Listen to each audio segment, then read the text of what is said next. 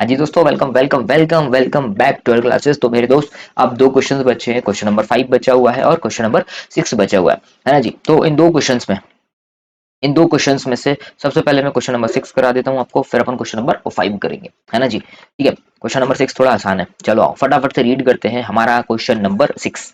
क्या दे रखा हुआ है क्वेश्चन नंबर 6, है ना। क्या है भाई, ये अपना जून 25 में आया हुआ क्वेश्चन है। चलो फटाफट पढ़ लो। Bond Limited is commencing a new project for manufacturing of electric toys। ठीक है भाई, टॉयज बनाने का काम कर रहा है, अपने को कोई मतलब नहीं, अपन मेन मुद्दे पे आएंगे ना। The company has applied to RBL bank for the first time for financing its working capital requirement. The following cost information दे रखी हुई है।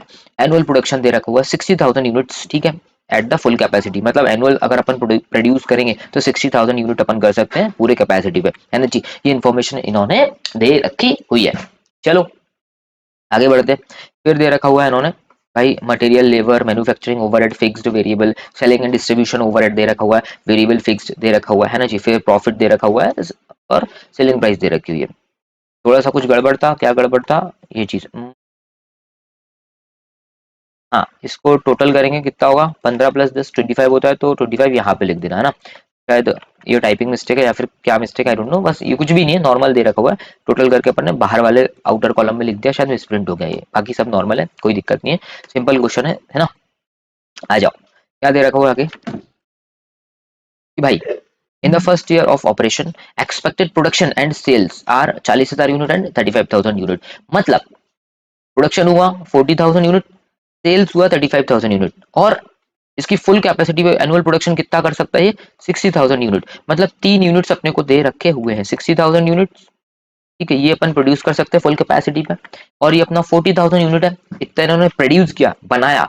और एक है भाई 35,000 यूनिट, ये इन्होंने बेचा। मतलब हम चाहें तो 60,000 यूनिट बना के बेच सकते हैं, हमारी पूरी कैपेसिटी ये है। लेकिन हमने बनाया 40,000 यूनिट और हम बेचेंगे 35,000 यूनिट, 5,000 यूनिट हमारा क्लोजिंग स्टॉक में बचेगा। ठीक है भाई, all sales are on credit basis, सारा सेल अपना क्रेडिट बेसिस पर जाने वाला है ना। The company is required to give 3 month credit to customers. अच्छा, वही घिसी पिटी बात है कि भाई डेटर को 3 मंथ का टाइम दिया गया है, जो अपने काम का इंफॉर्मेशन है ना। 3 मंथ्स टाइम दे रखा हुआ है। On the other hand the company would enjoy 2 month, H हटा देना, यहाँ पे एच लिखा हुआ है, शायद मिसप्रिंट हो गया। 2 month credit for its creditors, मतलब क्रेडिटर को पे करते हैं हम 2 मंथ के बाद, 2 मंथ का टाइम पीरियड मिला हुआ है। For the purchase of material, simple. Stock of material has to be kept for 3 month consumption, मतलब स्टॉक, स्टॉक मैं बोल सकता हूँ रॉ मटेरियल, है ना जी। रॉ मटेरियल 3 मंथ में कंज्यूम होता है ना जी। There is a delay of 2 month before finish goods are sold, मतलब एफ जी, फिनिश गुड्स बिकता है हमारा 2 महीने के अंदर अंदर। ठीक है, तो यहाँ पे 2 महीने का टाइम पीरियड मिल गया, है ना। यही इन्फॉर्मेशन मुझे चाहिए था, मिल गया। और क्या था भाई, to assess the maximum permissible bank finance, the following are the holding norms accepted by the RBL bank. Bank से रिलेटेड इन्फॉर्मेशन दे रखी हुई है। ये जो 4 चीजें ना, बैंक का अपन बनाते बाद में बना लेंगे, ठीक है भाई, कोई दिक्कत नहीं। अब आते हैं भाई, assume the production and sales are carried on evenly through out the year, मतलब 12 महीने ही हमारी प्रोडक्शन, लेबर वगैरह सब कुछ काम करेगा, पूरे साल भर हमारा काम चलने वाला है। बरोबर है भाई, हाँ जी बिल्कुल बरोबर है। हेलो हेलो हेलो, आवाज आ रही है, थोड़ा तेज आ रही है आवाज, रुको रुको रुको, इसको ठीक करता हूँ मैं। Hello hello hello hello hello hello hello hello, हाँ जी अभी ठीक है दोस्तों, चलो अभी ठीक होगी। हेलो हेलो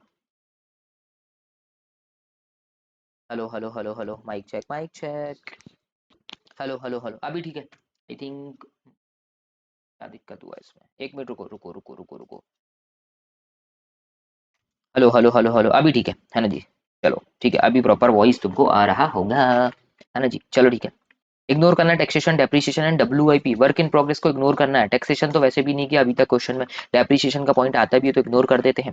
अब इन्होंने डब्ल्यूआईपी को भी इग्नोर करने को बोला, तो डब्ल्यूआईपी से रिलेटेड कुछ भी नहीं करना, क्वेश्चन में दे भी नहीं रखा हुआ है ना जी। आ जाओ, अब एनालाइज करो और इवेल्यूट करता कॉस्ट ऑफ सेल्स, मतलब अपने को पहले cost of sales, cost sheet बनानी है क्या बनाना है, कॉस्ट शीट बनानी है, अपन बना देते हैं। और मैक्सिमम परमिशन बैंक बोरो बैंक फाइनेंस वाला पॉइंट करना होगा अपने को, बैंक के हिसाब से निकालना है। दो चीज दे रखी हुई है, वर्किंग कैपिटल नहीं पूछा इन्होंने तो अपन नहीं दे रहे हैं।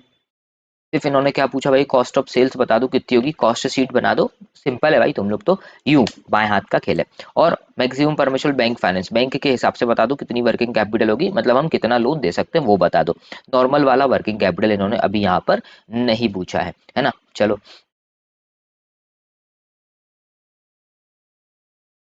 ठीक है जी, चलो स्टार्ट करते हैं हम हमारे क्वेश्चन को। हमने क्वेश्चन अच्छे से पढ़ लिया है। अपने को सबसे पहले कॉस्ट शीट बनाना है। क्या बनाना है, रिक्वायरमेंट तुमने देख लिया भाई कि भाई evaluate the cost of sales, मतलब कॉस्ट शीट बना के दे दो। चलो भाई कॉस्ट शीट बना के देते हैं। ठीक है, आप क्या लिखेंगे भाई, पहला वाला जो पॉइंट है अपना, इवैल्यूएशन ऑफ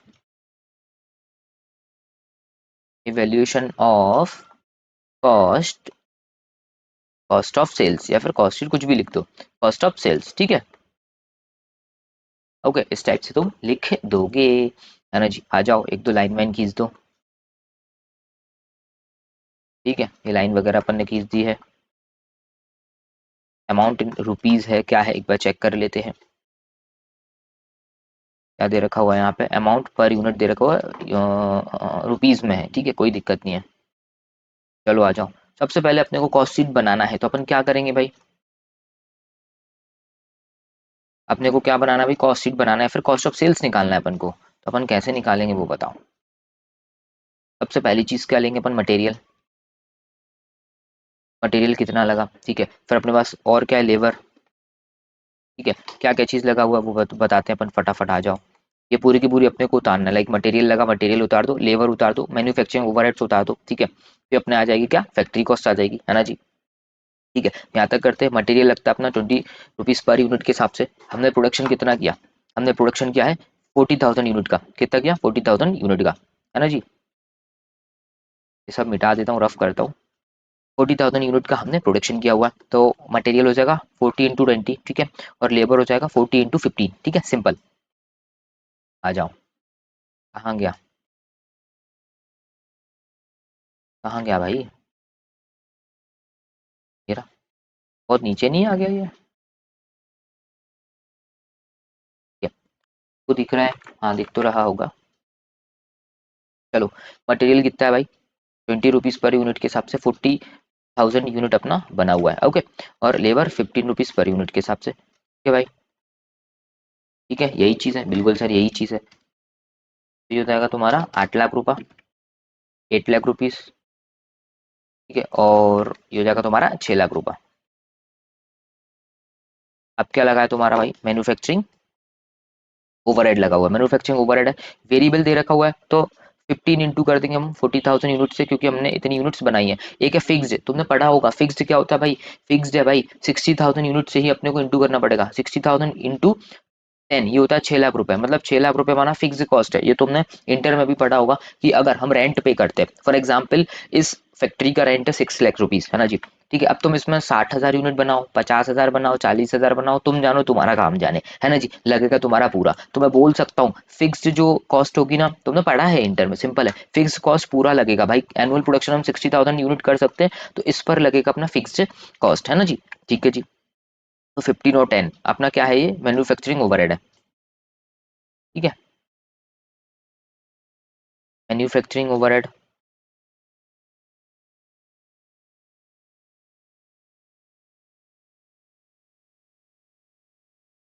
मैन्युफैक्चरिंग ओवरहेड है, तो वेरिएबल,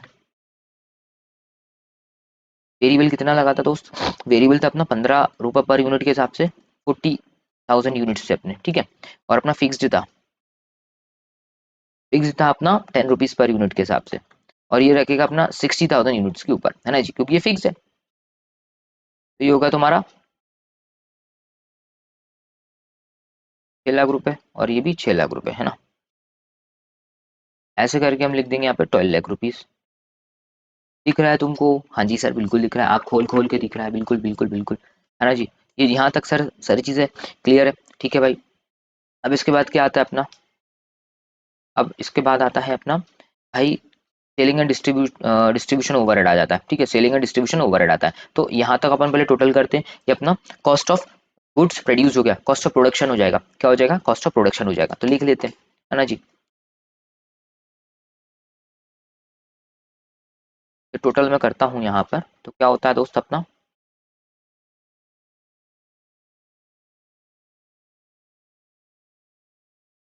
टोटल, रुको, ये तुम्हारा होगा टोटल कॉस्ट ऑफ प्रोडक्शन, ठीक है, टोटल कॉस्ट ऑफ प्रोडक्शन हो जाएगा तुम्हारा। ये कितना होगा, 12 6 18 26, ठीक है, 26 लाख रुपीज, 26 लाख रुपीज, ठीक है। ये तुम्हारा कॉस्ट ऑफ प्रोडक्शन हो गया। कितने यूनिट्स तुमने बनाए, मैं बोल सकता हूँ ये तुमको 40,000 यूनिट्स तुमने बनाए। कितना, 40,000 यूनिट्स का है। कितने का है दोस्त, 40,000 यूनिट्स का है। कितने का है दोस्त, 40,000 यूनिट्स का है। समझ लो एक बार, ये तुमने इंटर में पढ़ा है, फिर भी बता देता हूँ। भाई तुमने 40,000 यूनिट्स बनाई, मटेरियल लगा, लेबर लगा और ओवरहेड लगा, ठीक है, ओवरहेड भी अपने को लगा हुआ है, लेकिन कुछ फिक्स्ड ओवरहेड होते हैं भाई, वो पूरा का पूरा ही लगता है। फॉर एग्जाम्पल रेंट, अब तुम 40,000 यूनिट बनाओ, 60,000 बनाओ, मत भी बनाओ, लेकिन रेंट अपना 6 लाख का लगना है तो लगना है, तो अपनी कॉस्ट ऑफ प्रोडक्शन में ऐड हो जाएगा, है ना जी। तो मैं बोल सकता हूँ 40,000 यूनिट्स बनाने के लिए मेरे को 26 लाख रुपया लग गया, ठीक है भाई, 26 लाख रुपया लग गया, ठीक है भाई, 26 लाख रुपया लग गया। अब मैं क्या करूंगा इसमें से, अब मैं इसमें से क्या करना चाहूंगा, माइनस करता हूँ क्लोजिंग स्टॉक, माइनस करता हूँ क्लोजिंग स्टॉक,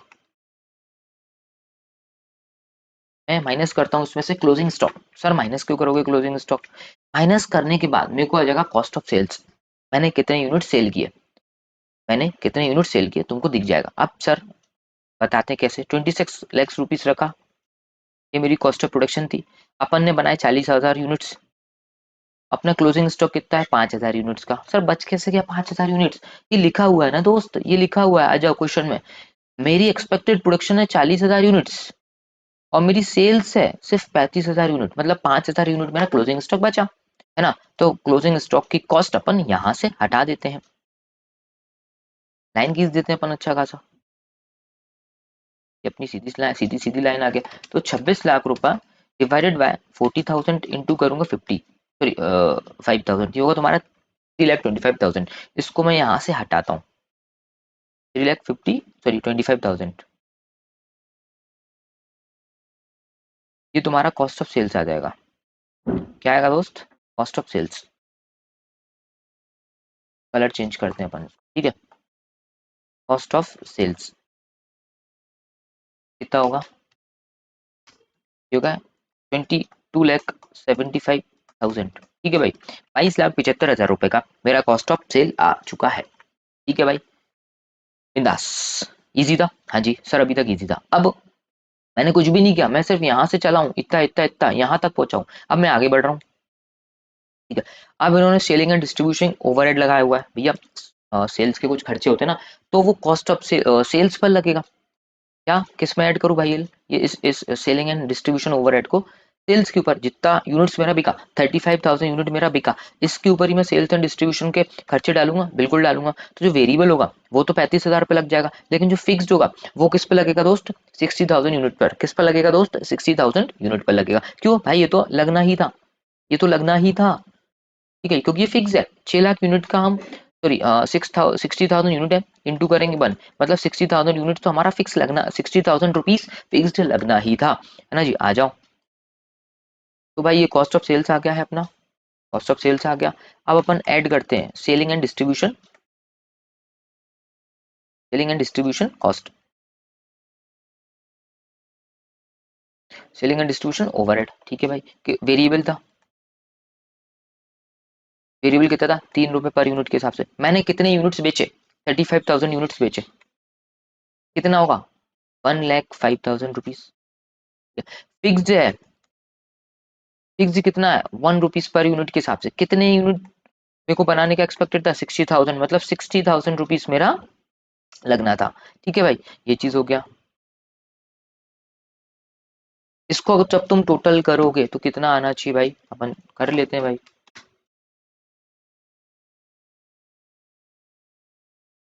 होगा तुम्हारा 24,40,000 रुपए, 24,40,000 रुपीज। ये क्या है, कॉस्ट ऑफ सेल्स, क्या है दोस्त, ये है तुम्हारी cost of sales.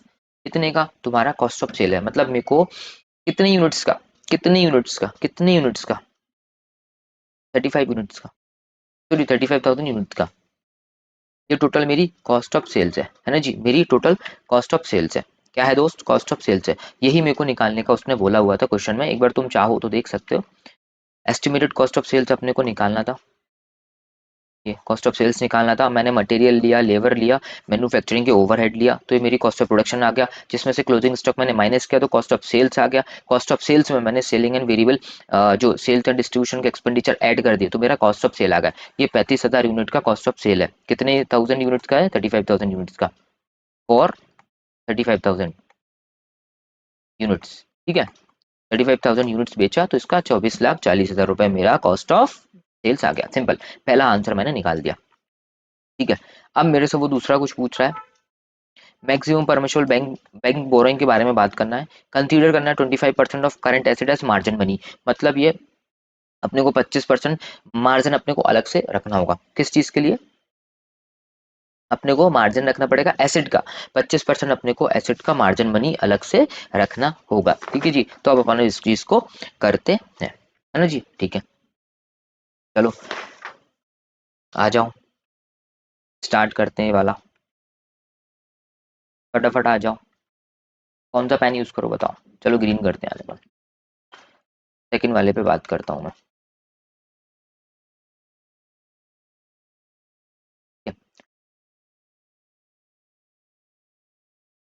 Calculation of maximum permissible permissible bank finance. कोई पीपीटी बातें, अमाउंट डालना है अपने को, है ना जी। पर्टिकुलर्स लिखना है, अमाउंट ये हो जाएगा पर्टिकुलर्स। क्या क्या लिखते हैं अपन इसमें भाई? रॉ मटेरियल लेना है, WIP नहीं लेते, FG ले लो, फिनिश्ड गुड्स ले लो। फिनिश्ड गुड्स अपन डेटर ले लेंगे, और क्रेडिटर में अपन डायरेक्टली यहाँ से माइनस कर दो क्रेडिटर तो भी चलेगा। ठीक है, अपन वैसे फॉर्मेट में करते ना, यहाँ पे अपन करंट एसेट लिखते थे, ठीक है, फिर यहाँ पे अपन करंट लाइबिलिटीज लिखते थे। ठीक है, वैसे करना है वैसे कर लो, अगर ऐसे करना है ऐसे कर लो, कोई दिक्कत नहीं है। ठीक है, माइनस कर देंगे क्रेडिटर। अब रॉ मटेरियल कितना था? रॉ मटेरियल कितना था? आ जाओ अपनी कॉस्ट शीट पर देखो, रॉ मटेरियल कितना दे रखा हुआ है। रॉ मटेरियल था मेरा 8 लाख रुपीज का, मतलब मैं 8 लाख रुपए का रॉ मटेरियल लेके आया। लेबर कितनी की लेके आया? 6 लाख रुपए की, तो अपन 8 लाख और 6 लाख यहाँ से उठाएंगे।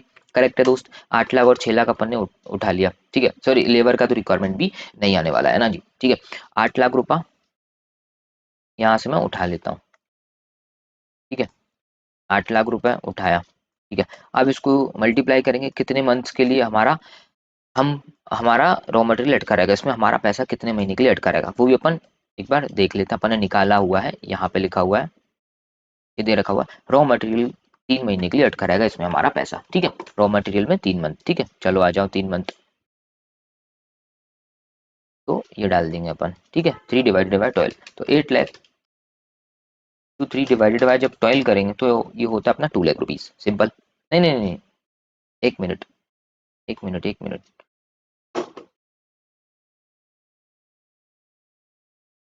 सॉरी सॉरी, ये अपन ने ऊपर वाली इंफॉर्मेशन निकाल दी है। ये वाली अपन चाहे तो वर्किंग कैपिटल भी इससे निकाल सकते हैं, लेकिन इसने अपने से पूछा नहीं है। इसने अपने से पूछा नहीं, analyse and evaluate the cost of sale ये पूछा हुआ है, दूसरा मैक्सिमम परमिशबल बैंक फाइनेंस पूछा हुआ है। तो अपन चाहे तो वर्किंग कैपिटल भी निकाल सकते हैं नॉर्मल वाले फॉर्मूले से, कि कंपनी के हिसाब से निकाल सकते हैं, है ना। और दूसरा उन्होंने पूछा अपने को भाई बैंक के हिसाब से बताओ, तो अपन डायरेक्टली यहाँ पे इनकी पहली रिक्वायरमेंट अपन ने फुलफिल की कॉस्ट ऑफ सेल्स, दूसरा रिक्वायरमेंट अपन डायरेक्टली फुलफिल करते हैं मैक्सिमम परमिशबल बैंक फाइनेंस, तो अपन बैंक के हिसाब से निकाल देते हैं। 2.5 मंथ दे रखा हुआ है स्टॉक ऑफ रॉ मटेरियल। ठीक है, तो अपन 2.5 मंथ के हिसाब से निपटा देंगे। 2.5, ठीक है, 8 lakh rupees into 2.5 divided by 12, ये होता है तुम्हारा 1,66,667 रुपीज। ठीक है, फिनिश गुड्स की अगर अपन बात करें, FG हमारे पास फिनिश गुड्स कितना था, मैं बताता हूँ हमारे पास फिनिश गुड्स कितना था। हमारे पास फिनिश गुड्स कितना था बताओ, बताओ फटाफट बताओ कितना था, बताओ बताओ बताओ बताओ बताओ। हमारे पास ये रहा finish goods, total cost of production हमने कितना बनाया सामान, हमने 26 लाख रुपए का सामान बनाया, कितने का, टोटल कॉस्ट ऑफ प्रोडक्शन दे रखा हुआ है, अपन ने 26 लाख रुपए का फिनिश गुड्स बनाया, ठीक है, तो 26 लाख ले लो। कितने महीने के लिए अमाउंट अटकेगा वो अपन चेक कर ले रहे हैं। अपना अमाउंट अटेगा एफजी में 2 मंथ के लिए, ठीक है भाई, तो 2 डिवाइडेड बाय 12 कर देंगे तो कितना होगा बताओ फटाफट। ये तुम्हारा होगा 4,33,333, 33,333, ठीक है, इस टाइप से ही हो जाएगा। अब डेटर, डेटर कितना अटकेगा, डेटर कितना अटकेगा, अपना डेटर कैसे निकलेगा भाई, कॉस्ट ऑफ सेल्स, सिंपल, इतना सामान बिका, ये पूरा क्रेडिट सेल होनी थी, है ना जी, तो 24,40,000 ये ले लो तुम, 24,40,000 अपना डेटर अटका हुआ, कितने दिन के लिए अटका हुआ है वो अपन चेक कर ले रहे हैं। डेटर में पैसा अटका रहेगा, डेटर हमारा 3 मंथ है, डेटर अपना 3 मंथ है, और क्रेडिटर अपना 2.5 मंथ है, ठीक है, debtor 3 month, 3 month, 3 divided by 12, और अपना जो क्रेडिटर है वो 3 मंथ के लिए, तो 3 मंथ यहाँ पे लिख रहा हूँ, याद रहेगा, ठीक है, अपन रफ कर देंगे बाद में इसको। तो 24,40,000 डिवाइडेड बाय 12 इंटू करता हूँ मैं 3 मंथ से, ये होता है तुम्हारा, 1 मिनट, 24,40,000 इंटू 3 डिवाइडेड बाय 12, ये होगा तुम्हारा 6,10,000, है ना, बिल्कुल सही, 6,10,000 होगा, सिंपल। अब बात करता हूँ क्रेडिटर की, तुमने वो फॉर्मूला पढ़ा है, रॉ मटेरियल कितना कंज्यूम हुआ, रॉ मटेरियल कितना कंज्यूम हुआ मतलब कितना पेमेंट मुझे क्रेडिटर को देना है, ठीक है, तो तुमने एक फॉर्मूला पढ़ा होगा क्या, मटेरियल कंज्यूम्ड प्लस करेंगे क्लोजिंग स्टॉक माइनस करेंगे ओपनिंग स्टॉक, ये पढ़ा है ना तुमने, नीचे लिख देता हूँ एक बार, कितना मटेरियल हमने कंज्यूम्ड करा, कैसे पता पड़ेगा, कितना मटेरियल मैंने कंज्यूम करा, ये चीज मुझे कैसे पता पड़ेगी, तो रॉ मटेरियल कंज्यूम्ड कैसे पता पड़ेगा, तो सबसे पहले पूरे साल भर में कितना मटेरियल कंज्यूम्ड हुआ, मटेरियल कंज्यूम्ड, ठीक है, प्लस करेंगे क्लोजिंग स्टॉक, क्लोजिंग स्टॉक में भी मेरा जो रॉ मटेरियल वो अटका रहेगा, माइनस कर दूंगा मैं ओपनिंग स्टॉक, ओपनिंग स्टॉक इसलिए माइनस करूंगा क्योंकि वो पिछले साल से आया हुआ, पिछले साल का वो रॉ मटेरियल अटका हुआ उसमें, इसलिए मैं उसको हटा दूंगा, तो मटेरियल कितना कंज्यूम किया अपन ने वो बता दो, प्लस क्लोजिंग स्टॉक है वो बता दो, और अपने पास ओपनिंग स्टॉक कुछ भी नहीं क्योंकि हमने इस बार ही हमने प्रोडक्शन चालू किया हुआ है, इस बार प्रोडक्शन हमने चालू किया, पहले प्रोडक्शन हमने स्टार्ट नहीं किया हुआ था, देखो न्यू प्रोजेक्ट है for manufacturing of electric toys, तो ओपनिंग स्टॉक में 0 रहेगा, ठीक है। अब अपने को क्या निकालना है दोस्त, मटेरियल कितना कंज्यूम्ड हुआ, 8 लाख रुपए का हमारा मटेरियल कंज्यूम्ड हुआ, है ना जी, कितना हुआ दोस्त, 8 लाख रुपए का हमारा मटेरियल कंज्यूम्ड हुआ, है ना जी, ठीक है, तो अपन कितना मटेरियल कंज्यूम्ड हुआ, 8 लाख रुपीज का। अब मुझे बताओ क्लोजिंग स्टॉक कैसे निकालेंगे, हम क्लोजिंग स्टॉक कैसे निकालेंगे, तो सबसे पहले तुमको क्या करना होगा दोस्त, सबसे पहले तुमको क्या करना है, क्लोजिंग स्टॉक कितना हमारे पास पूरे साल भर का जो रॉ मटेरियल 8 लाख रुपीज का था, पूरे साल भर 8 लाख रुपीज का मेरे पास रॉ मटेरियल था, अब इसका टाइम देखो मेरा क्लोजिंग स्टॉक में कितने दिन, मेरा क्लोजिंग स्टॉक कितने दिन के लिए अटकता है, क्लोजिंग स्टॉक मेरा कितने दिन के लिए अटकता है, ये नॉर्मली इसमें देखना पड़ेगा, देखो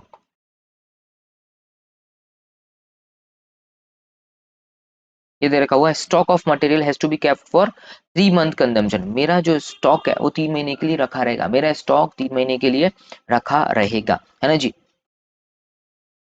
ठीक है भाई, मेरा स्टॉक 3 महीने के लिए रखा रहेगा, मतलब मेरा स्टॉक, मेरा जो क्लोजिंग स्टॉक है 3 महीने के लिए रखा रहेगा, है ना जी, ठीक है भाई, क्लोजिंग स्टॉक में पैसा 3 महीने के लिए रखा रहेगा, जो हमारा रॉ मटेरियल है वो, तो 3 मंथ के लिए हमने पूरे साल भर 8 लाख रुपए का सामान यूज करते हैं, उसमें से 3 मंथ के लिए आप निकाल लो, 3 डिवाइडेड बाय 12 कर लो, है ना,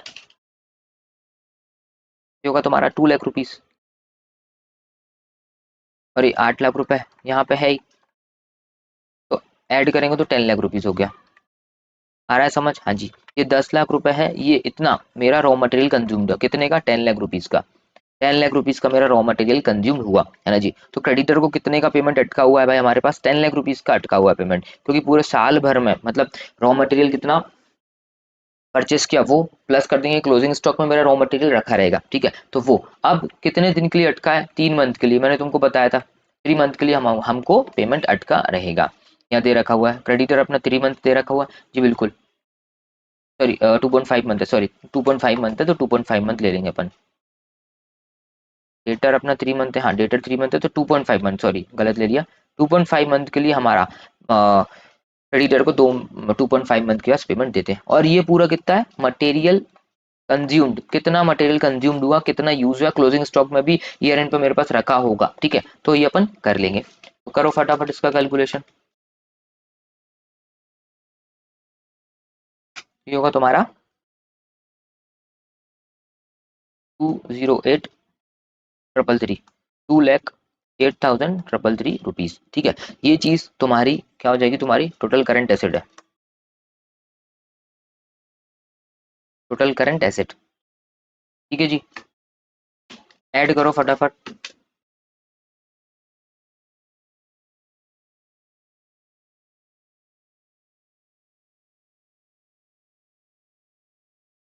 ये होगा तुम्हारा, एक सेकंड एक सेकंड,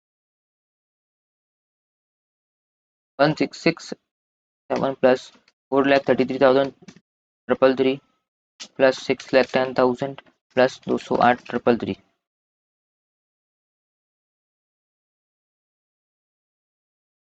तो तुम्हारा आ जाएगा भाई 10,01,667, ये तुम्हारा टोटल वर्किंग कैपिटल ही आ जाएगा तुम्हारा, ठीक है।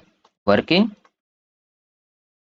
कैपिटल, ठीक है, बैंक के हिसाब से वर्किंग कैपिटल इतना आ जाएगा। अब बैंक ने अपने को कुछ ना कुछ बोला हुआ था, क्या बोला है दोस्त, बोल रहा है 25% पैसा साइड में रख देना अपने एसेट का, उसको हम मार्जिन मनी के रूप में लेंगे, उसके बाद अब बताएंगे कि कितना लोन अपने को देना है। तो 25% ऑफ एसेट ले लो, कितना होगा। इसको मैं रफ कर रहा हूँ, अगर तुमको लिखना है तुम लिख लो फटाफट। इसको मैं रफ कर रहा हूँ, इसको मैं रफ कर रहा हूँ, कर दिया, ठीक है। रॉ मटेरियल कंज्यूम वाला पॉइंट मैंने समझाया हुआ था। तो मैक्सिमम परमिशेबल बैंक फाइनेंस कितना होगा,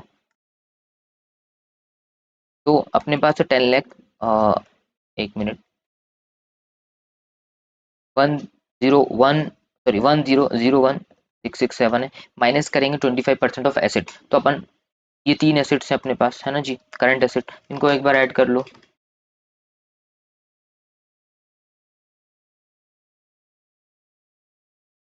ये होगा 12,10,000, ठीक है, ये तीनों का टोटल होगा 12,10,000।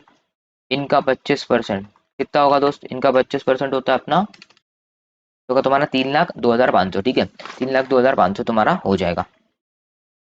तो इसमें से अपन माइनस करते 302,500, तो ये तुम्हारा मैक्सिमम परमिसिबल बैंक फाइनेंस आ जाएगा, है ना जी, ठीक है भाई। ये देखा 699,167, ये तुम्हारा हो जाएगा maximum permissible bank finance, bank तुमको इतना फाइनेंस दे देगी। बैंक क्या बोल रहा है भाई, 25% पैसा अपने को साइड रखना है एसेट में से, 25% पैसा साइड रखना है एसेट में से, ठीक है। उसके बाद जितना बचेगा हम आपको लोन देंगे करंट लाइबिलिटी को काट के, ठीक है।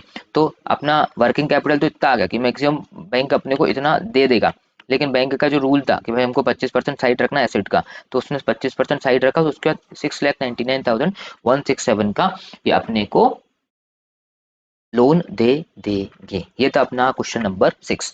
अकेला इसमें न्यूली चीज ये थी भाई, तुमको सिर्फ कॉस्ट शीट बनाना था, तुमने बना दिया ना जी। कॉस्ट शीट बनाना था तुमको, तो तुमने बना दिया, फटाफट इसको कॉपी कर लो जल्दी से जल्दी।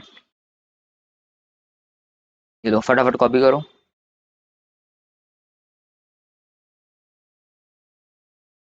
फोटो खींचना है तो फोटो खींचो, है ना। अब इससे मिलता जुलता क्वेश्चन है हमारा क्वेश्चन नंबर 5, है ना जी। इससे मिलता जुलता क्वेश्चन है क्वेश्चन नंबर 5। आ जाओ अपन क्वेश्चन नंबर 5 स्टार्ट करते हैं।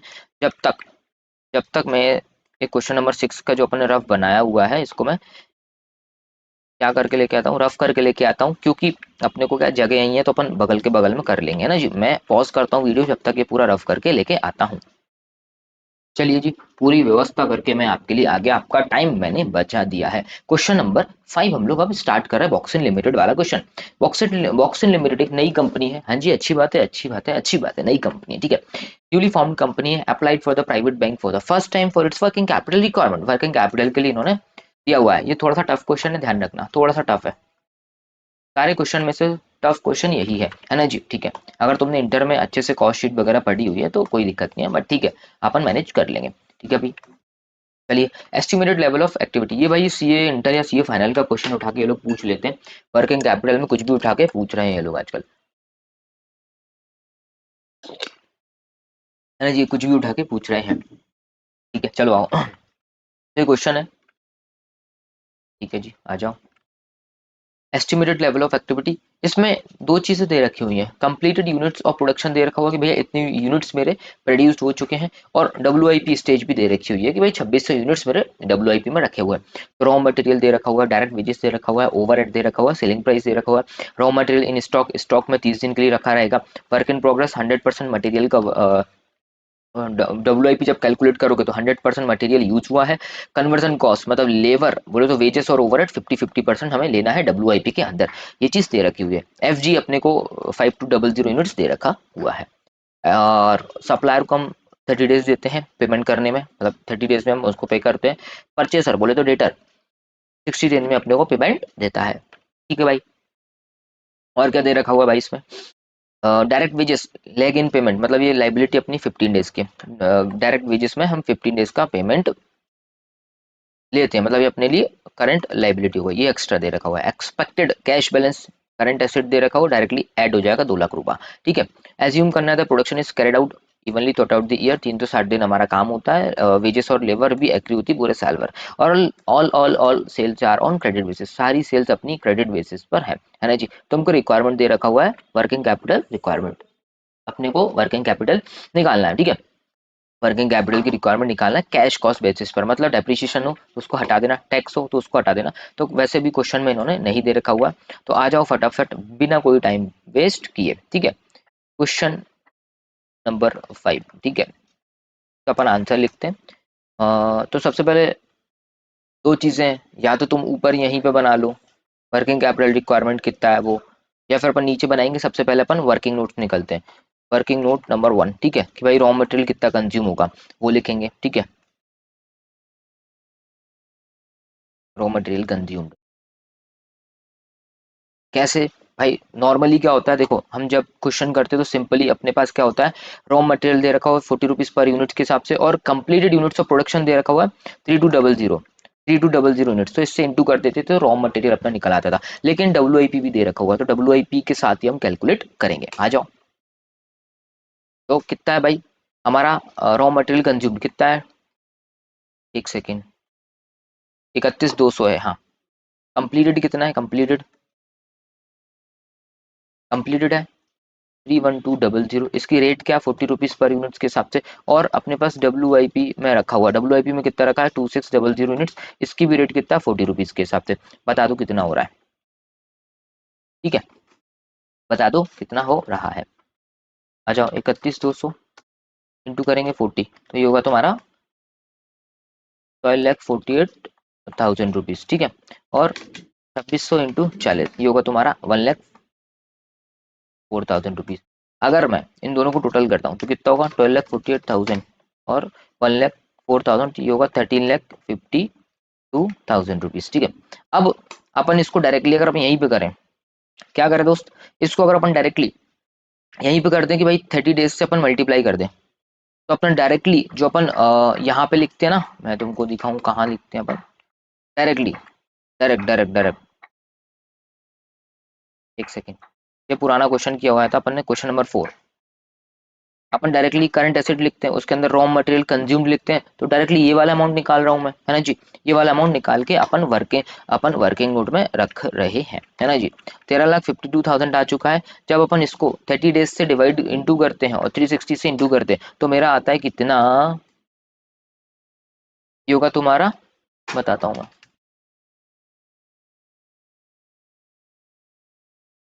112,667 ये डायरेक्ट फिगर है जो कि अपना जो अपन वर्किंग कैपिटल जो अपन शीट बनाएंगे उसमें वर्किंग कैपिटल रिक्वायरमेंट में जो रॉ मटेरियल आएगा वो डायरेक्टली ये लिखा जाएगा, सिंपल है ना जी। ठीक है, ठीक है जी, बिल्कुल ठीक है।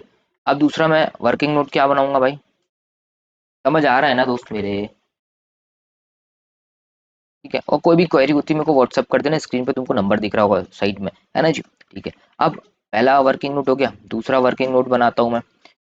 क्या क्या क्या क्या वर्क इन प्रोग्रेस कितना लगा अपना को, वो लिखेंगे अपन, वर्क इन प्रोग्रेस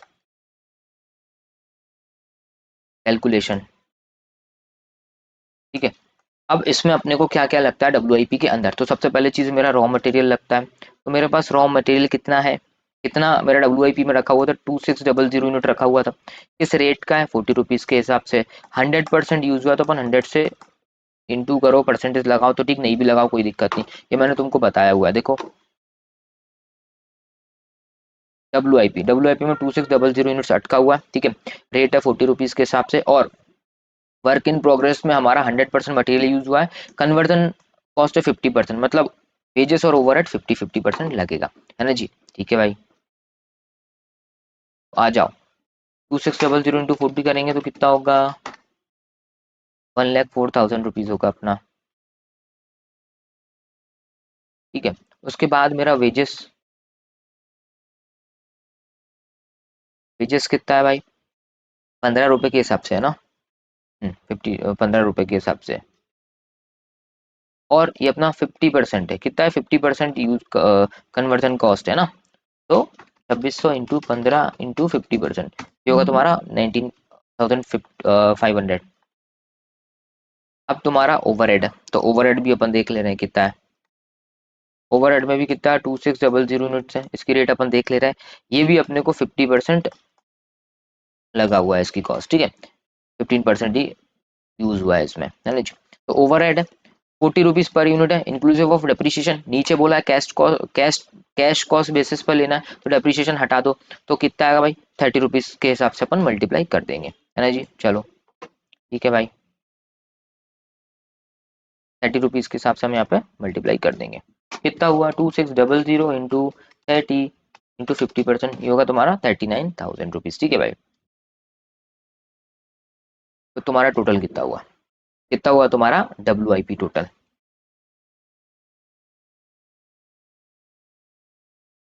जो है 1,62,500। अब तुम्हारे दिमाग में एक सवाल आ सकता है, सर ये ऊपर जब मैं रॉ मटेरियल कैलकुलेट कर रहा था, जब मैं रॉ मटेरियल कंज्यूम्ड कैलकुलेट कर रहा था, तो 30 डिवाइडेड बाय 360 से तुमने डिवाइड किया, ये कैलकुलेशन किया है ना जी, ये 30 दिन का निकाला। सर यहाँ पे क्यों नहीं निकाला बेटा, मेरे दोस्त, मेरे भाई, मेरे यहाँ पे मैंने तुमको डायरेक्टली, उन्होंने बोला है कि भाई 50% यूज हुआ है, 50% ये यूज हुआ है, 100% ये यूज हुआ है।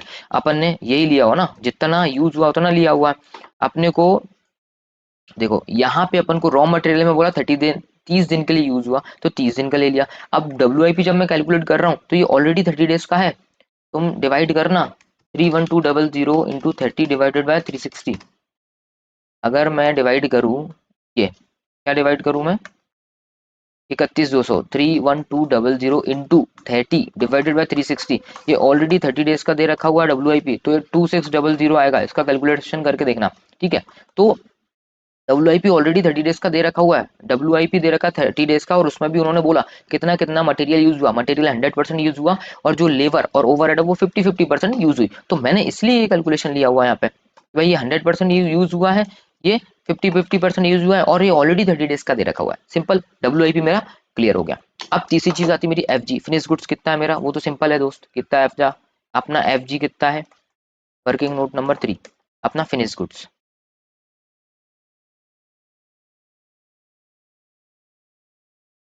Calculation of finished goods. तो फिनिश गुड्स कितना था, 3, एक बार चेक कर ले रहा हूँ, फिनिश गुड्स अपना कितना है, 5200 यूनिट्स है अपना फिनिश गुड्स, 5200 अपना फिनिश गुड्स है ना जी। तो 5200 अपन ले लेंगे, ठीक है जी, 5200 अपन यहाँ पर ले लेंगे। और सर इसकी रेट क्या करेंगे, 00 इंटू मल्टीप्लाई किससे करेंगे, तो अपन मटेरियल की कॉस्ट लेंगे 40, ठीक है, फिर 15 रुपीज अपन इसके लेंगे वेजेस की, और ओवरहेड की 30 रुपीज लेंगे, ठीक है। तो अपन इसका कैलकुलेशन कर लेते हैं, आ जाओ। फिनिश गुड्स का कैलकुलेशन मैं कर रहा हूँ। फिनिश गुड्स है 5200 यूनिट्स है, इंटू करेंगे मटेरियल के 40 रुपये, ठीक है। रुको रुको रुको, अपन डायरेक्ट कैलकुलेट करते हैं। मटेरियल के 40 रुपीज प्लस करेंगे वेजेस के 15 रुपीज और ओवरहेड के 30 रुपीज, तो ये होगा तुम्हारा 85 रुपीज, ठीक है। इन तीनों को कैलकुलेट कर लेना, 40, 15 और 30, ये तुम्हारा होता है 85, ठीक है। तो तुम्हारा कितना होगा, ये होता है तुम्हारा 4,42,000 रुपीज, 4,42,000 रुपीज। सर इसमें डेज का कैलकुलेशन करना है क्या, नहीं करना, ये फाइनल फिगर है जो अपन फिनिश गुड्स में लेंगे। सर इसमें डेज का कैलकुलेशन क्यों नहीं करना, ऑलरेडी बेटा मेरे दोस्त, मेरे भाई, मेरे मित्रगण, इसमें लिखा हुआ है फिनिश गुड्स का स्टॉक सिर्फ मेरे पास 5200 यूनिट्स का रहता है। पूरे साल भर की बात नहीं कर रहा, ये अपने को बोल रहा है एक साइकिल में जितनी भी साइकिल होगी तो मेरे पास स्टॉक सिर्फ 52 यूनिट्स दे रखा हुआ है। अपने को नॉर्मल केस में क्या दे रखा होता है कि भाई मेरे पास, मेरा जो फिनिश गुड्स है 30 डेज के लिए स्टॉक में रहता है, 45 डेज के लिए रहता है, ऐसा कुछ रहता है। लेकिन इन्होंने डायरेक्टली यूनिट्स दे रखा हुआ है कि इतनी यूनिट्स मेरे पास स्टॉक में रहती ही हैं एक साइकिल के अंदर, तो अपन ने यूनिट्स से मल्टीप्लाई कर दिया, ठीक है जी।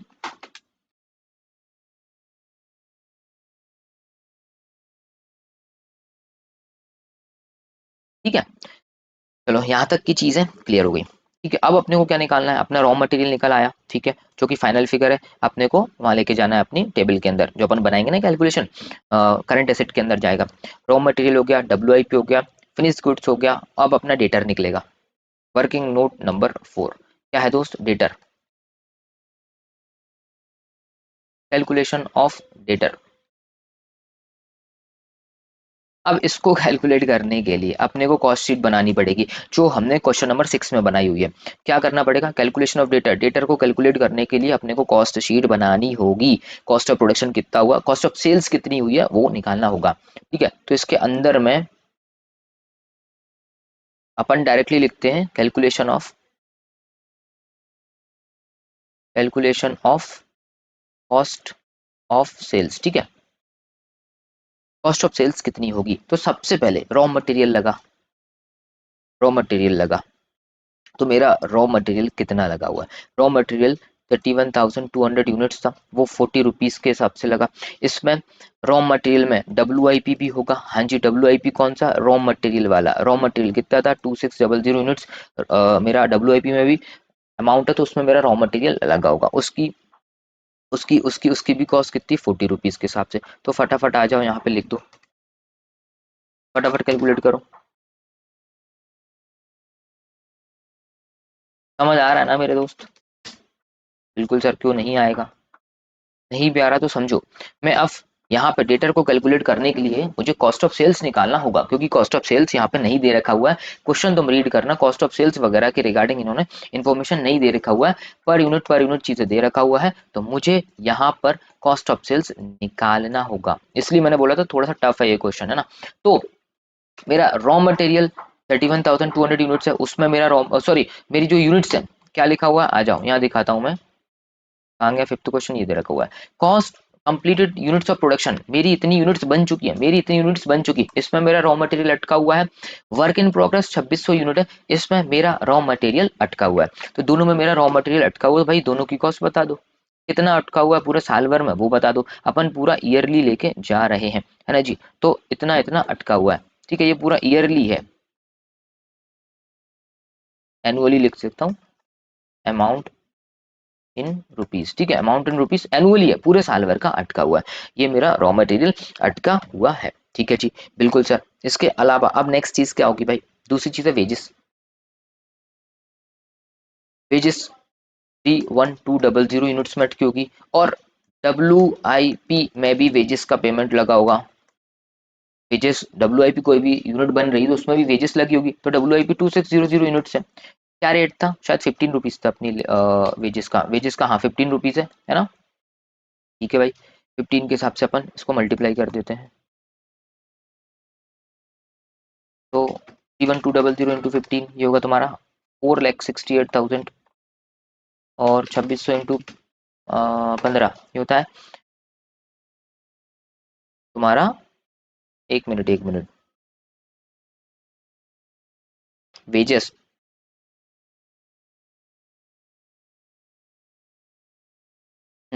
वेजेस में कितना अटका हुआ अपना? 50% अटका होगा।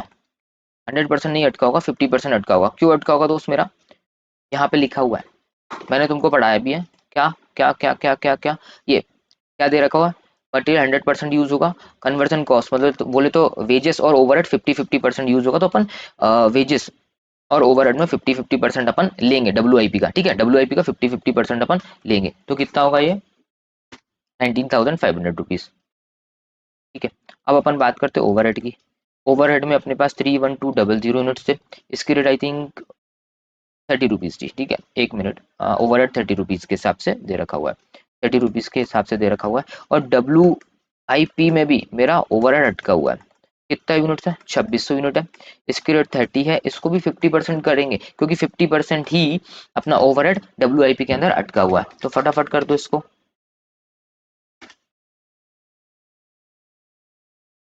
9,36,000 रुपीज हो जाएगा हमारा। ठीक है, 2600 × 30 डिवाइडेड बाई 2 या फिर 50% करेंगे तो 39,000 ये हो जाएगा। ठीक है, इसके अलावा कोई और कॉस्ट है यहाँ पे अगर अपन देखें तो?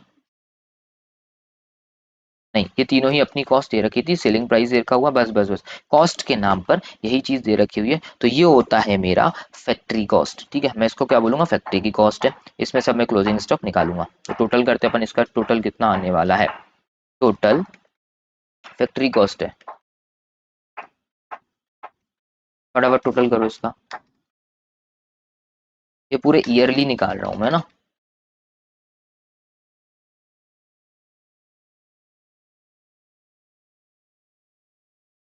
ये होता है तुम्हारा 28,14,500। ठीक है, कितना होगा? 28,14,500 है ना जी, 00। ठीक है, तो ये तुम्हारी क्या आती है? अपनी फैक्ट्री कॉस्ट आती है ना जी। अब इसमें से ये तो तुम्हारा फैक्ट्री कॉस्ट आ गया। ठीक है, फैक्ट्री कॉस्ट आ गया। अब मैं इसको क्लोजिंग स्टॉक माइनस करूंगा। क्लोजिंग स्टॉक माइनस करूंगा डब्ल्यू वाला। मेरे पास दो क्लोजिंग स्टॉक है। मेरे पास ईयर एंड पे जब मैं आऊंगा तो मेरे पास दो क्लोजिंग स्टॉक होंगे। एक तो रॉ मटेरियल का क्लोजिंग स्टॉक होगा, सॉरी, एक तो फिनिश गुड्स का होगा, एक डब्ल्यू का होगा कि नहीं होगा? अगर देखा जाए, नॉर्मल केस में बोलूँ, क्लोजिंग स्टॉक मेरे पास फिनिश गुड्स का भी होगा और डब्ल्यू का भी होगा और रॉ मटेरियल का भी होगा, है ना जी। अगर कोई रॉ मटेरियल है, sorry sorry sorry, just wait wait wait, मेरे पास फिनिश गुड्स का होगा, क्योंकि अगर अपन रॉ मटेरियल है तो रॉ मटेरियल कन्वर्ट करके फिनिश गुड्स में लेके आएंगे, तो मेरे पास फिनिश गुड्स का होगा और दूसरा होगा डब्ल्यू का। दो मेरे पास क्लोजिंग स्टॉक बचेगा। पहला बचेगा क्या? फिनिश गुड्स का। दूसरा बचेगा डब्ल्यू का, क्योंकि जो आधा अधूरा है, एक तो फिनिश्ड हो चुका होगा तो वो तो पूरा हो गया, और एक जो आधा अधूरा होगा उसको डब्ल्यू में लेंगे, है ना जी। तो क्लोजिंग स्टॉक डब्ल्यू का कितना होगा वो मुझे तुम बताओ, कितना होगा फटाफट चेक करके मुझे बताओ। सिंपल है भाई, अपन ने निकाल के रखा हुआ है। वर्किंग नोट नंबर ऊपर देखो, आ जाओ। मेरे पास डब्ल्यू कितना रहेगा? वर्किंग नोट नंबर 2 एक बार चेक करो। 1,62,500 इतना वर्किंग, इतना मेरे पास क्लोजिंग डब्ल्यू रहेगा। तो 1,62,500, तो यहाँ पे अपन माइनस करेंगे। क्या करेंगे? 1,62,500। ठीक है, ये अपना वर्किंग नोट नंबर 2 से उठा लेना, दिख रहा है तुमको? या फिर तुम डायरेक्टली यहाँ पे लिख दो, वर्किंग नोट नंबर 2 से तुम इसको उठा लेना। ठीक है भाई, तो ये कितना आएगा अपना, ये चेक करो। 1,62,500, ये होगा तुम्हारा 26,52,000। ठीक है, ये क्या है दोस्त? ये क्या है? ये तो मेरी पूरी टोटल कॉस्ट लग गई। ये पूरी टोटल कॉस्ट लग गई और उसमें से मैंने डब्ल्यू निकाल दिया, वर्क इन प्रोग्रेस का पैसा निकाल दिया, तो ये अपना आता है cost of production. Cost of production, ठीक है, सिंपल है। कॉस्ट ऑफ प्रोडक्शन आएगा। अब इसमें से मैं क्लोजिंग स्टॉक माइनस करूंगा। क्लोजिंग स्टॉक कौन सा? फिनिश्ड गुड्स वाला, वाला क्लोजिंग स्टॉक माइनस करूंगा। वाला कितना है? वर्किंग नोट नंबर चेक करो, working note number 3, working note number 3 है 42, 4,42,000। इसको तुम क्या करो भाई, इसको तुम क्या करो, माइनस कर दो 4,42,000। ये तुम्हारा कॉस्ट ऑफ सेल्स आ जाएगा। ठीक है, ये होगा तुम्हारा 22,42,000। 10,000, ये तुम्हारा कॉस्ट ऑफ सेल्स आ गई, ये तुम्हारी कॉस्ट ऑफ सेल्स आ गई। ठीक है, अब मुझे डेटर कैलकुलेट करना है, डेटर कैलकुलेट करना है, डेटर कैलकुलेट करना है कि कितना डेटर अपना अटता है, अटकता है। तो directly calculation, calculation of debtor. तो 22 लाख 10,000 मल्टीप्लाई करेंगे किससे, कितने मंथ के लिए अपना डेटर अटकता है, कितने मंथ के बाद पेमेंट करता है डेटर। आ जाओ क्वेश्चन नंबर 5 में, आ जाओ आ जाओ आ जाओ। डेटर को हम कितना अलाउ करते हैं, क्रेडिट 60 डेज की अलाउ करते हैं। ठीक है, 60 डेज की हम अलाउ करते हैं। चलो आ जाओ, इसको भी अपन कैलकुलेट कर लेते हैं। 60 डिवाइडेड बाय 360, तो ये कितना होगा, ये होगा तुम्हारा 3,68,000 ट्रिपल थ्री, 3,68,000 ट्रिपल थ्री, ये होगा, ये तुम्हारा डेटर हो जाएगा। ठीक है भाई, और क्या बचा है तुम्हारा, और क्या बचा है तुम्हारा और क्या बचा है तुम्हारा, क्रेडिटर बचा हुआ है। थोड़ा सा इंपॉर्टेंट पोर्शन यही था अपना, डेटर कैलकुलेट करना। सबसे पहले कॉस्ट शीट बना के नॉर्मली तुमको, है ना, सब में जैसे रॉ मटेरियल हुआ, ठीक है, तो डब्ल्यू में भी रॉ मटेरियल अटका होगा, वेजेस है तो उसमें डब्ल्यू में भी, डब्ल्यू का भी वेजेस अटका होगा। ठीक है, ओवरहेड है तो ओवरहेड में भी तुम्हारा अटका होगा डब्ल्यू, ठीक है। तो ये तुम्हारी टोटल कॉस्ट आ गई। फिर क्लोजिंग स्टॉक माइनस किया डब्ल्यू का, ठीक है। फिर तुमने एफ का फिनिश गुड्स का जो क्लोजिंग स्टॉक है वो माइनस किया, तो तुम्हारी कॉस्ट ऑफ सेल्स आ गई। ठीक है, कॉस्ट ऑफ सेल्स आ गई। अब उसको तुम क्या करोगे भाई, नंबर ऑफ डेज से मल्टीप्लाई कर दो, डिवाइड कर दोगे, मल्टीप्लाई कर दोगे कि भाई कितने दिन के लिए मेरा डेटा अटकता है। ठीक है, तो 3,68,333, इतना मेरे मोटे मोटे सारे ये जो फिगर्स हैं आ चुके। एक फिगर रह गया है, वो है क्रेडिटर का निकालना। एक फिगर है जो कि क्रेडिटर को निकालना है, तो वो भी अपन निकाल लेते हैं। Working note number 5। ठीक है, आ जाओ। Working note number 5, calculation of creditors. ठीक है, अब इसमें अपने को रॉ मटेरियल कितना कंज्यूम्ड हुआ उस हिसाब से निकालेंगे, जो मैंने लास्ट क्वेश्चन में तुमको बताया था कि भाई रॉ मटेरियल कंज्यूम प्लस करते हैं क्लोजिंग स्टॉक, माइनस करते हैं ओपनिंग स्टॉक। तो ओपनिंग स्टॉक कुछ भी नहीं है क्योंकि नई कंपनी है। तो अपने को क्या करना है, क्रेडिटर निकालने के लिए कितना रॉ मटेरियल कंज्यूम है वो लेना पड़ेगा। तो सबसे पहले रॉ मटेरियल कंज्यूम्ड कितना था अपने पास, रॉ मटेरियल 31200, इसकी रेट बोलो, शायद कितना था, 40 रुपीज के हिसाब से था। ठीक है, फिर रॉ मटेरियल जो कि डब्ल्यू में कंज्यूम्ड हो रहा है, डब्ल्यू में कंज्यूम्ड हो रहा है वो है 2600 यूनिट। ठीक है, इसकी भी रेट अपनी 40 रुपीज की है ना। तो वो कितना आएगा, वो चीज बताओ। 12,48,000 और 2600 इंटू 40 था, 40, तो ये होगा 1,04,000। ठीक है दोस्तों, अब क्लोजिंग स्टॉक, क्लोजिंग स्टॉक में, क्लोजिंग स्टॉक में मेरा डब्ल्यू में भी अटकेगा पैसा। ठीक है भाई, क्या अटकेगा भाई, डब्ल्यू में मेरा पैसा अटकेगा क्लोजिंग स्टॉक के अंदर, है ना जी। तो वो बता दो कितना होगा, वो भाई लोग हमने निकाल रखा हुआ है कि वो कितना है। आ जाओ, अब सबसे पहले आओ क्लोजिंग स्टॉक, क्लोजिंग स्टॉक सबसे पहला वाला, सबसे पहला वाला हीरा, हमारा वर्किंग नोट नंबर सबसे पहला वाला ये दे रखा हुआ है। समझ आया, हमारा जो क्लोजिंग स्टॉक होगा, क्या बोल रहा हूँ मैं, ये अपना टोटल निकालना अपन ने। देखो ये दे रखा कंप्लीटेड इतना, पूरे साल भर में इतना हमारा रॉ मटेरियल कंज्यूम हुआ, डब्ल्यू में इतना कंज्यूम हुआ, तो टोटल हमने हमारा इतना कंज्यूम हुआ। लेकिन जब अपन 30 डेज से इंटू करेंगे, दैट मीन्स इतना रॉ मटेरियल हमारा अटका रहेगा, 30 डेज का जो रॉ मटेरियल है अटका रहेगा हमारा, ये क्लोजिंग स्टॉक में इतना रॉ मटेरियल अटका रहेगा, 30 डेज के लिए हमारा पेमेंट अटका रहेगा, हमारा पैसा इसमें फंसा रहेगा। तो 1,12,667, ठीक है, ये यहाँ पे आ जाएगा हमारे वर्किंग, सॉरी, ये क्लोजिंग स्टॉक का, ये रॉ मटेरियल भी हो जाएगा और डब्ल्यू भी हो जाएगा। तुम चाहो तो डायरेक्ट फिगर भी लिख सकते हो और ऐसे चाहो तो ऐसे भी लिख सकते हो। क्लोजिंग स्टॉक में रॉ मटेरियल अटका रहेगा, ठीक है, और डब्ल्यू में भी अटका रहेगा। कितना कितना अटका रहेगा भाई, हम ऊपर से लेके आएंगे फिगर, कितना कितना अटका रहेगा, यही सब पूरा का पूरा कैलकुलेशन करके तुम नीचे रखोगे तो फिगर ये आएगा। ठीक है, कैसे आएगा भाई, बताता हूँ मैं तुमको। सेम चीज रखना है भाई, 31,200 इंटू 40, ठीक है भाई, और 2600 यूनिट अटका हुआ हमारा इसमें क्लोजिंग स्टॉक में। ठीक है भाई, इतना अटका रहेगा।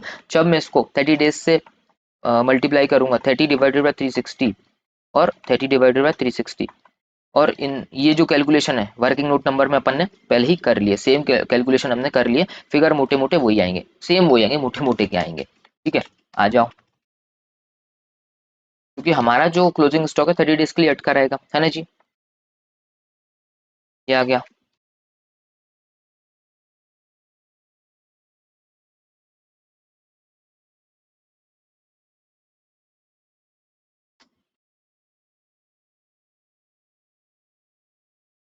अब इन दो को तुम कैलकुलेट करोगे तो तुम्हारा कितना आएगा, ये वही 112,667, ये वही आ रहा है जो अपना ऊपर आ रहा है वर्किंग नोट नंबर 1 में। हाँ, वर्किंग नोट नंबर में 112,667, और नीचे इन दो को जब कैलकुलेट करोगे तो 112,667 आ रहा है। मतलब क्लोजिंग स्टॉक में मेरा कितना कितना पैसा फंसा रहेगा, 31,200 यूनिट और 2600 यूनिट थी, उनके अपन ने कॉस्ट प्राइस से मल्टीप्लाई किया, 30 डेज के लिए हमारा पैसा फंसा रहेगा, सेम जो अपन ने वर्किंग नोट नंबर 1 में निकाला, तो इतना पैसा क्लोजिंग स्टॉक में अटका रहेगा। और और ये तो मेरा क्लोजिंग स्टॉक अटका रहेगा, और ये क्रेडिटर ये कंज्यूम्ड है, रॉ मटेरियल हमने इतना कंज्यूम किया, सिंपल। तो ये क्रेडिटर का भी पॉइंट थोड़ा सा स्पेशल था। तो आ जाओ अब इसको कैलकुलेट करते हैं, कितना पैसा पूरे सॉरी कितना रॉ मटेरियल यूज होगा पूरे साल भर में, ये अपन निकाल रहे हैं।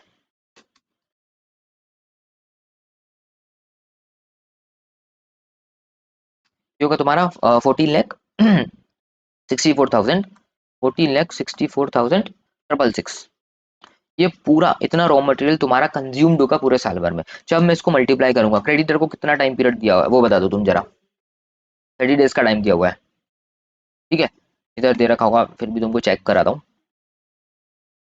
30 डेज ये दे रखा, 30 days credit allowed by the supplier, 30 days, 30 days से हम मल्टीप्लाई कर देंगे। आ जाओ, 30 डिवाइडेड बाय 360, तो कितना आएगा दोस्त मेरे, ये तुम्हारा आएगा इधर नीचे लिखते हैं 12,20,000 55 रुपीज, ये तुम्हारा क्रेडिटर आएगा। ठीक है, अब इनको उठा के तुमको कुछ नहीं करना है, सिंपल नीचे आ जाओ, डायरेक्टली बना दो क्या, calculation of working capital requirement, working capital requirement क्या क्या चीज़ है, 5 चीज़ें, लाइनिंग वाइनिंग तुम खींच लेना, है ना जी। हाँ ठीक है, आ गई लाइनिंग भी आ गई। रॉ मटेरियल, ठीक है, कितना था, कैलकुलेशन कुछ भी नहीं करना, डायरेक्टली अमाउंट डालेंगे हम। ये भी मैं यहाँ पे लेता हूँ थोड़ा सा, क्योंकि सारे कैलकुलेशन हमने कर लिए, है ना जी।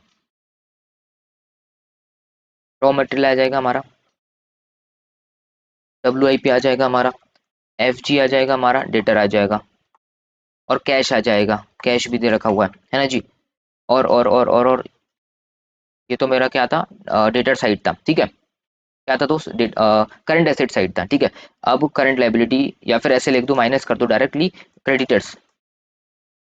और एक और चीज छोड़ा हुआ था मैंने, आउटस्टैंडिंग वेजेस था, उसका वर्किंग नोट बनाना है वो बना लो, नहीं तो अपन यहीं पे कैलकुलेट कर लेंगे, है ना जी।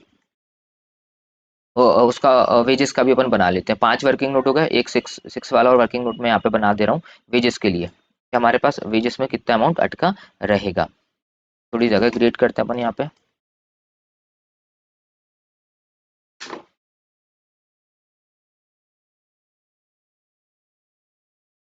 जगह अपन यहाँ पर क्रिएट कर देते हैं, working note number 6, outstanding wages. ठीक है, हमारे पास आउटस्टैंडिंग वेजेस कितनी अटकेंगी, ठीक है, आ जाओ। तो आउटस्टैंडिंग वेजेस में मेरे पास वेजेस थी कितनी, 31,200 यूनिट्स थी, ठीक है, 31,200 यूनिट्स थी, 40 रुपीज के हिसाब से। और वर्किंग सॉरी WIP में भी अटकी होंगी, ठीक है, कितनी, एक मिनट, एक मिनट, वेजेस का कॉस्ट शायद 15 रुपीज है, सॉरी सॉरी सॉरी सॉरी, एक बार और चेक कर लेते, वेजेस का कितना रेट है, वेजेस का रेट, वेजेस 15 रुपीज है, ठीक है। और वेजेस 50% ही होंगी यूज, WIP में 50% वेजेस यूज होंगी, है ना जी। आ जाओ,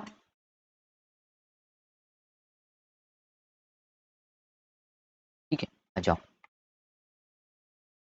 कितना यूज होगा, 50% होगा। ये तुम्हारा ये तुम्हारा WIP में लगा, और ये तुम्हारा प्रॉपर पूरा कंज्यूम्ड हुआ, ठीक है, कंज्यूम्ड यूनिट्स में हुआ, है ना जी। तो इन दोनों का टोटल कर लो, कितना हो रहा है, 31200 इंटू करेंगे 15, तो ये होगा तुम्हारा 4,68,000 और 2600 यूनिट इंटू 15 इंटू 50%, ये होगा तुम्हारा 19,500। टोटल करेंगे तो कितना होगा दोस्त, 466,000 होगा तुम्हारा 4,87,500। अब इसको अपन मल्टीप्लाई करेंगे कितने दिन के लिए वेजेस अपना अटका होता है, तो आ जाओ बता देता हूँ कितने दिन के लिए अटका होता है outstanding wages. Direct wages lag इन पेमेंट 15 डेज, 15 डेज के लिए हमारा पेमेंट अटका होता है वेजेस में। ठीक है जी, आ जाओ, ये दे रखा हुआ है 3 divided by 360 into 15 divided by 360 होता है तुम्हारा 20,312.50। ठीक है, इतना पेमेंट तुम्हारा वेजेस में अटका रहेगा, है ना जी, 15 डेज के लिए, है ना जी। ठीक है भाई, डन है, ठीक है भाई डन है। तो आ जाओ, मैं पहले वेजेस का अमाउंट लिख देता हूँ क्योंकि अपने पास कैलकुलेटर पर डला हुआ है। 20,312.50, इसको अपन माइनस करेंगे ना। अब धीरे धीरे ऊपर आओ, सारे फिगर्स डालते जाएंगे। क्रेडिटर में मेरा कितना अमाउंट अटका हुआ है, क्रेडिटर में अटका हुआ है मेरा 1,22,055 रुपीज़, तो 1,22,055 रुपीज़, ठीक है 1,22,055 रुपीज़। और उससे ऊपर डेटर कितना अटका हुआ है, 3,68,333। डेटर डेटर ये दे रखा हुआ है 368,333, है ना जी। ये अपना अमाउंट अटका हुआ है ना जी। और अपने पास कैश है, कैश कितना 2 लाख रुपए का था, हाँ जी मेरे को याद है अभी भी, है ना। एफ जी के बाद बात करते हैं, एफ जी है 4,42,000, ठीक है 4,42,000 एफ जी हो जाएगा। डब्ल्यू आई पी की बात करते हैं, आ जाओ, वर्किंग नोट नंबर कहाँ गया, वर्किंग नोट नंबर 2, हमारा डब्ल्यू आई पी हो जाएगा 1,62,500 का, 1,62,500, 1,62,500, ठीक है। रॉ मटेरियल ये दे रखा हुआ है 1,12,667, 1,12,667। अब तुम निकालो अपना, ये वर्किंग कैपिटल ही आ जाएगा। क्या आ जाएगा दोस्त अपना वर्किंग कैपिटल,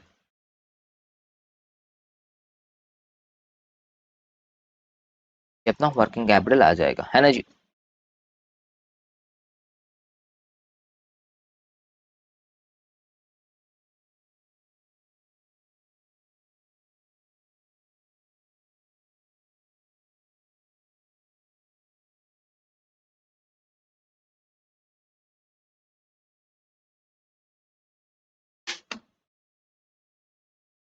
एक सेकेंड,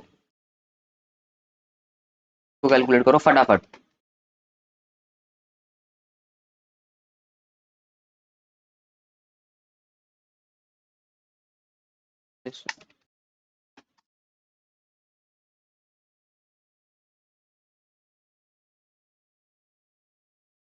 11,433 132, ठीक है आंसर सही है 11,43132,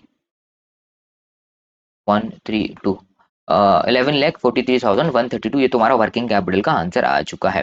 ठीक है जी, थोड़ा सा लेंदी था, है ना, इजी ये चीज़ है बट थोड़ी सी लेंदी हो गई। आ जाओ फिफ्थ वाला क्वेश्चन, ठीक है, ये तो अपना फिफ्थ वाला क्वेश्चन अपन ने निपटा दिया। ठीक है, एक बार और समझना है तो तुम समझ सकते हो। देखो इस क्वेश्चन में क्या था भाई, डब्ल्यू आई पी अलग से दे रखा हुआ था, नॉर्मली क्वेश्चंस में डब्ल्यू आई पी वगैरह नहीं थे, इसलिए वो इजी इजी क्वेश्चंस होते चले जा रहे थे, है ना जी। ठीक है भाई, अब क्या हुआ इन क्वेश्चंस में, फिफ्थ वाले क्वेश्चन में और सिक्स वाले में क्या है, कॉस्ट ऑफ सेल ही अपन ने एक्स्ट्रा निकाला कि कितने का कॉस्ट ऑफ सेल हुआ, और फिफ्थ वाले क्वेश्चन में कॉस्ट ऑफ सेल्स भी निकाला प्लस डब्ल्यू भी दे रखा था, तो डब्ल्यू के हिसाब से अपने को करना पड़ा, है ना जी। ठीक है, आ जाओ कहाँ है फिफ्थ वाला, ये दे रखा हुआ है। सबसे पहले रॉ मटेरियल कितना कंज्यूम हुआ वो निकाला। अपन नॉर्मली तो ऐसे ही निकालते थे कंप्लीटेड यूनिट्स के हिसाब से, बस डब्ल्यू और डाल दिया अपन ने। ठीक है, जब अपन डब्ल्यू निकालते हैं, डब्ल्यू तो नॉर्मली सेम जैसे निकलता वैसे ही निकाला, फिर फिनिश गुड्स भी सेम जैसे निकालना था वैसे ही निकलता नॉर्मली। फिर जब अपन डेटर निकालने जाते हैं तो अपने को कॉस्ट ऑफ प्रोडक्शन नहीं पता, कॉस्ट ऑफ सेल नहीं पता, कि अपन कॉस्ट ऑफ सेल्स ना पता होने के कारण इसलिए अपने को ये कैलकुलेशन करना पड़ा कि रॉ मटेरियल इतना लगा, डब्ल्यू में भी रॉ मटेरियल फंसा होगा तो इतना फंसा, फिर वेजेस का अपना इतना लगा तो डब्ल्यू में भी वेजेस फंसी होंगी तो वो भी कैलकुलेट करो। ठीक है, ओवरहेड लगा, ओवरहेड में भी अपना ओवरहेड में भी डब्ल्यू में कितना ओवरहेड लगा वो भी डालो, तो अपनी टोटल ऑफ फैक्ट्री कॉस्ट आई। फिर अपन ने डब्ल्यू का क्लोजिंग स्टॉक हटाया, फिनिश गुड्स का क्लोजिंग स्टॉक हटाया तो अपनी कॉस्ट ऑफ सेल्स आ गई, कॉस्ट ऑफ सेल्स आ गई तो फिर चीज़ें सिंपल हो गई कि भाई कॉस्ट ऑफ सेल आ गई, उसको अपन ने क्या नंबर ऑफ डेज से मल्टीप्लाई और डिवाइड कर दिया कि इतने दिन हमारा पैसा डेटर्स में फंसा रहेगा, तो डेटर निकल आया। ठीक है, सेम चीज़ क्रेडिटर की है। क्रेडिटर में सबसे पहले अपने को क्या निकालना होगा कि भैया कितना मटेरियल मेरा कंज्यूम्ड हुआ। तो सबसे पहली चीज मटेरियल टोटल पूरे साल भर में इतना कंज्यूम्ड हुआ, डब्ल्यूआईपी में इतना कंज्यूम्ड हुआ, और क्लोजिंग स्टॉक को भी हम प्लस करते हैं, ऐड करते हैं। तो जब अपन क्लोजिंग स्टॉक निकालेंगे तो अपन ने पहले ही निकाल रखा हुआ है, वर्किंग नोट नंबर 1 चेक करोगे ना तो तुमको दिख जाएगा ये रॉ मटेरियल पूरे 30 दिन के लिए अटका रहता है, तो ये डायरेक्ट दिखना है, डायरेक्ट लिख दो। और तुमको कैलकुलेट करना तो ऐसे कर सकते हो, क्लोजिंग स्टॉक में कितना पैसा अटका हुआ, तो रॉ मटेरियल अटका हुआ है, रॉ मटेरियल अपना 30 डेज के लिए अटका हुआ है, और क्लोजिंग स्टॉक में डब्ल्यूआईपी अटका होगा अपना 30 डेज के लिए। तो ये हो गया अपना टोटल कितना अपना पैसा अटका हुआ है। यहाँ पे लिख सकते हो तुम कितना material consume for the material consume for whole year. ठीक है, मटेरियल ऐसा लिख दो, total material consumed, total material consumed पूरे साल भर में इतना पैसा कंज्यूम्ड हुआ। ठीक है, अब इसको अपन 30 डेज से मल्टीप्लाई करेंगे और 360 से डिवाइड कर देंगे, तो इतना क्रेडिटर को हमको पेमेंट देना बाकी है ना जी, इतना पेमेंट अपने को देना है। ठीक है, मतलब इतना अपन 30 डेज में 30 डेज के बाद इतना पेमेंट हम देते हैं। ठीक है, तो ये लाइबिलिटी हो गई अपने लिए। और एक आउटस्टैंडिंग वेजेस दे रखा था, तो अपन ने आउटस्टैंडिंग वेजेस का भी रख लिया कि भाई कंज्यूम्ड यूनिट जो टोटल यूनिट थी उसमें कंप्लीटेड यूनिट्स उसमें वेजेस का इतना पेमेंट लगा, और डब्ल्यूआईपी है तो उसमें भी वेजेस यूज हुआ और 15 डेज के लिए अटका रहता है तो उसका अपन ने निकाल लिया। ठीक है भाई, और उसके बाद सारे फिगर्स अपन ने नीचे वर्किंग कैपिटल की रिक्वायरमेंट में डाल दिए, है ना जी। इस टाइप से करना, इस टाइप से कर सकते हो। दूसरा टाइप ये होता है कि भाई अपन पहले करते थे करंट एसेट लिखते थे, फिर करंट एसेट का टोटल लगाते थे, फिर अपन यहाँ पे नीचे करंट लाइबिलिटीज लिखते थे, फिर उनका टोटल लगाते थे, ए माइनस बी करते थे। वैसा करना वैसा कर लो, ऐसा करना ऐसा कर लो, जिस टाइप से करना है वैसा कर सकते हो, है ना जी। तो ये अपने सारे क्वेश्चन 6 क्वेश्चन थे, 6 के 6 क्वेश्चन मैंने करा दिए। इसके अलावा तुमको कुछ करने की रिक्वायरमेंट नहीं है, ज्यादा दिमाग लगाने की रिक्वायरमेंट नहीं है, जो कराया है इनफ है, बस इतना ही करो, बेस्ट है।